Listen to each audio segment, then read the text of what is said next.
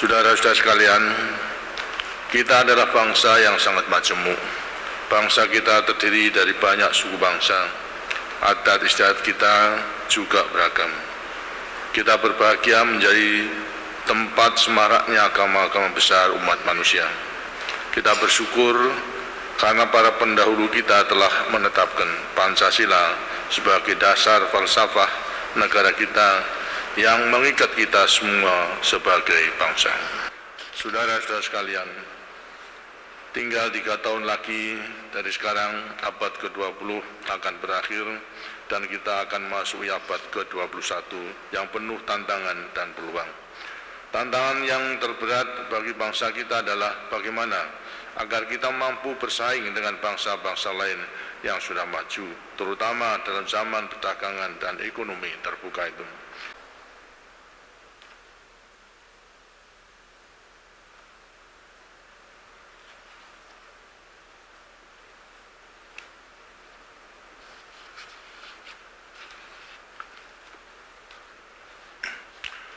Bismillahirrahmanirrahim.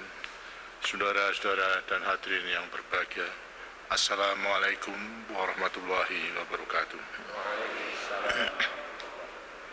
Rapat kerja yang saudara-saudara ikuti kali ini berlangsung pada saat dimulainya tahun anggaran baru, yaitu tahun keempat Republik ke-6. Tahun depan kita akan melaksanakan tahun terakhir Republik ke-6. Karena itu kita perlu melakukan pengkajian terhadap semua yang telah kita lakukan untuk mencapai sasaran-sasaran yang telah kita tetapkan dalam Republik ke-6 itu. Dalam rapat kerja ini saya minta agar jajaran Departemen Agama melakukan evaluasi terhadap tugas-tugas yang telah dilaksanakan selama ini serta sekaligus menyiapkan kebijakan-kebijakan dan program-program kerja yang telah dilakukan sehingga sasaran-sasaran yang telah ditetapkan dalam Republik ke-6 dapat benar-benar kita capainya dan bahkan jika mungkin kita lampaui. Saudara-saudara sekalian, kita adalah bangsa yang sangat majemuk. Bangsa kita terdiri dari banyak suku bangsa. Adat istiadat kita juga beragam. Kita berbahagia menjadi tempat semaraknya agama-agama besar umat manusia.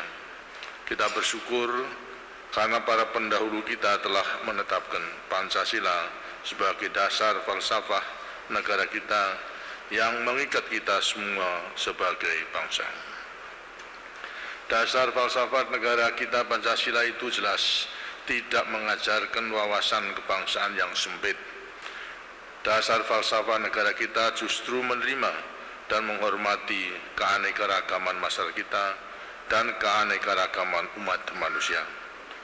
Dalam pangkuan Pancasila, masing-masing agama beroleh kesempatan yang seluas-luasnya untuk mengembangkan solidaritas umat seagama tanpa menolak solidaritas kebangsaan dan solidaritas kemanusiaan. Di bawah naungan Pancasila itu, semua agama mendapatkan kesempatan yang sama untuk hidup dan berkembang. Namun, hal ini tidak berarti bahwa kerukunan hidup umat beragama akan wujud dengan sendirinya. Kita menyadari bahwa kerukunan hidup umat beragama harus terus kita pupuk dan kita kembangkan bersama. Hal itu akan terwujud jika kesadaran terhadap pentingnya persatuan dan kesatuan bangsa tumbuh dan berkembang di hati sanubari masing-masing umat beragama. Sejarah perjalanan kita sebagai bangsa menunjukkan bahwa hanya dengan persatuan dan kesatuan bangsa kita dapat merebut dan mempertahankan kemerdekaan kita itu.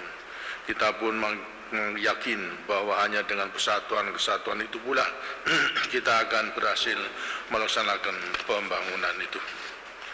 Kita bersyukur bahwa selama 3 dasawarsa terakhir ini pembangunan kita bergerak maju dengan pesat. Keberhasilan pembangunan terlihat nyata di hampir semua bidang kehidupan, juga di bidang kehidupan beragama. Kehidupan beragama di tanah air kita makin semarak dan pembangunan sarana-sarana fisik agama makin banyak. Di samping itu, organisasi-organisasi keagamaan juga memperluas kegiatannya.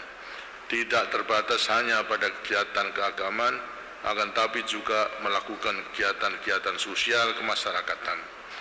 Kita menyaksikan berdirinya lembaga-lembaga pendidikan sejak taman kanak-kanak hingga perguruan tinggi. Kita menyaksikan berdirinya rumah-rumah sakit dan lainnya. Kita menyaksikan perkembangan kepustakaan agama yang sangat meningkat jumlahnya, yang merupakan petunjuk bahwa minat umat beragama untuk menambah pengetahuan keagamannya makin besar. Namun hal tadi kita barulah berkaitan dengan hal-hal yang bersifat lahiriah dalam kehidupan beragama. Kita menyadari bahwa keagamaan kita lebih berkaitan dengan penghayatan. Karena itu saya berulang kali mengingatkan agar kita jangan puas dengan kesemaraan lahiriah belaka itu. Hal-hal tadi perlu lebih disadari oleh jajaran Departemen Agama yang tugas pokoknya berkaitan dengan pembangunan kehidupan keagamaan bangsa kita. Saya mengharapkan agar saudara-saudara memikirkan dan memberikan perhatian yang lebih besar pada upaya-upaya meningkatkan penghayatan agama. Hal ini sangat penting agar ajaran-ajaran agama benar-benar dapat menjadi landasan etik, moral, dan spiritual bagi pembangunan nasional bangsa kita. Kesemaraan agama bukanlah tujuan akhir dari pembangunan di bidang agama. Kesemaraan beragama tidak akan banyak artinya bagi kehidupan berbangsa dan negara serta kehidupan beragama jika kesemaraan kehidupan beragama itu tidak disertai oleh kedalaman penghayatan terhadap ajaran agamanya.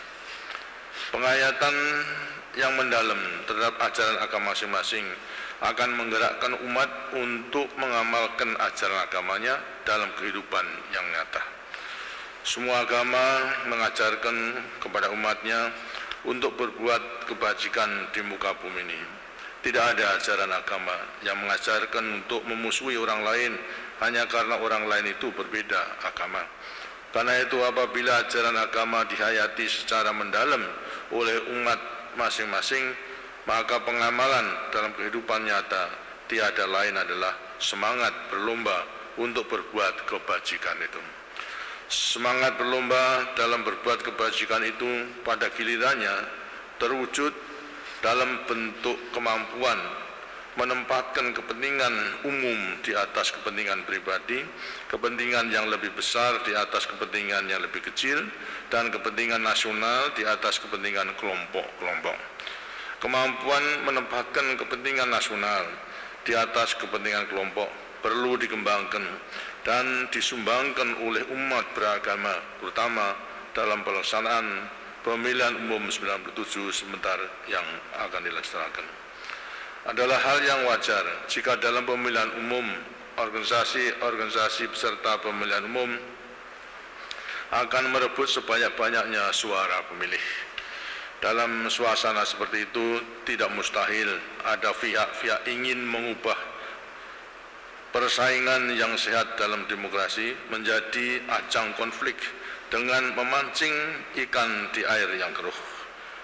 Yang mudah dimanfaatkan dalam suasana konflik adalah perbedaan suku, agama, ras, dan antar golongan atau yang kita kenal dengan SARA. Pemilihan umum sungguh merupakan ujian bagi kita semua, sampai di mana kita mampu mengendalikan dan menghindarkan diri dari kemungkinan terciptanya kekeruan sosial itu. Kita perlu belajar dari keberhasilan dan kekurangan pemilihan umum yang telah beberapa kali kita adakan. Kita dapat belajar dari pengalaman bangsa-bangsa lain yang menjalankan pemilihan umum, baik pengalaman yang baik maupun pengalaman yang tidak baik. Jadikanlah pemilihan umum dan masa kampanye yang mendahulunya sebagai ajang mengadu program dan bukan ajang mengadu kekuatan massa. Janganlah ragu untuk menyampaikan gagasan yang bermanfaat bagi kelestarian dan kebaikan pembangunan. Kita menyadari bahwa pembangunan yang kita laksanakan selama ini masih banyak kekurangan-kekurangannya. Kita memang masih harus berjalan lebih jauh dan bekerja lebih keras lagi. Namun kekurangan-kekurangan yang masih ada jangan sampai dijadikan alasan untuk menjungkir balikkan keadaan yang pada akhirnya justru akan menghancurkan hasil pembangunan yang sudah kita capai dengan susah payah itu. Saudara-saudara sekalian, tinggal 3 tahun lagi dari sekarang abad ke-20 akan berakhir dan kita akan masuk abad ke-21 yang penuh tantangan dan peluang. Tantangan yang terberat bagi bangsa kita adalah bagaimana agar kita mampu bersaing dengan bangsa-bangsa lain yang sudah maju, terutama dalam zaman perdagangan dan ekonomi terbuka itu. Jawaban utamanya adalah peningkatan kualitas manusia dan kualitas masyarakat Indonesia. Sebab tanpa kualitas sumber daya manusia yang makin meningkat, tidak mungkin kita dapat berperan sebagai peserta aktif dalam perkembangan ekonomi dunia yang bertambah menjadi satu itu. Dalam upaya meningkatkan sumber daya manusia ini, peranan agama sangat penting. Apabila dalam masa perjuangan merebut dan mempertahankan kemerdekaan dulu, semangat agama telah menjadi pendorong yang ampuh dalam perjuangan melawan penjajah, maka dalam masa pembangunan ini semangat yang sama perlu tetap dikobarkan. Bukan untuk melawan penjajah, tetapi melawan kemiskinan, kebodohan, dan ketimpangan yang masih diderita oleh sebagian bangsa kita. Penduduk kita besar jumlahnya, yang sekarang berjumlah sekitar 200 juta orang. Kita mengerti bahwa mewujudkan kesejahteraan bagi seluruh penduduk negeri ini memerlukan kerja keras dan waktu yang panjang. Perjuangan yang berat tadi akan terasa lebih ringan apabila seluruh umat beragama berperan aktif dalam mengembangkan kehidupan yang diliputi dengan semangat kerja yang tinggi, jujur dan disiplin, bersamaan dengan terus-menerus memperkuat keimanan dan ketakwaan kepada Tuhan Yang Maha Esa. Melalui rapat kerja ini, mudah-mudahan segenap jajaran Departemen Agama dapat menyongsong dan menerjemahkan agenda besar bangsa kita di masa mendatang dalam bentuk kebijakan dan program kerja yang konkret.